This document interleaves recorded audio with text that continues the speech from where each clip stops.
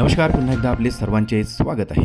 कर्मचाऱ्यांना होळीचे मोठे गिफ्ट, खात्यात जमा होणार जादा रक्कम. कर्मचाऱ्यांसाठी मार्च महिना आनंदाची बातमी घेऊन येणार आहे. होळीच्या मुहूर्तावर सरकार महागाई भत्त्यात वाढ करण्याची अधिकृत घोषणा करण्याची दाट शक्यता असल्याची सूत्राकडून माहिती समोर येत आहे.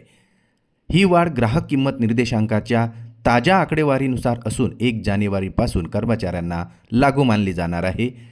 चला पाहूया याविषयी सविस्तर अपडेट. त्यापूर्वी आपणास विनंती आहे, चॅनलला अजून सबस्क्राईब केलेलं नसेल तर चॅनलला सबस्क्राईब करा, जेणेकरून नवनवीन अपडेट लवकरात लवकर तुमच्यापर्यंत पोहोचतील.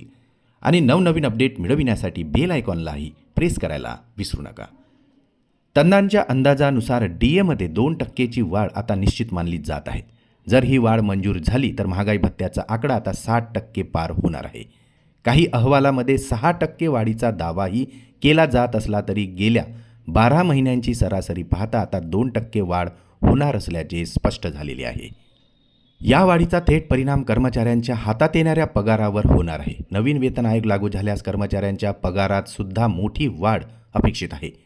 फिटमेंट फॅक्टरमध्ये बदल झाल्यास किमान वेतन 18,000 रुपयेवरून थेट 30,000 ते 50,000 दरम्यान पोहोचू शकते, असाही अंदाज वर्तविला जात आहे.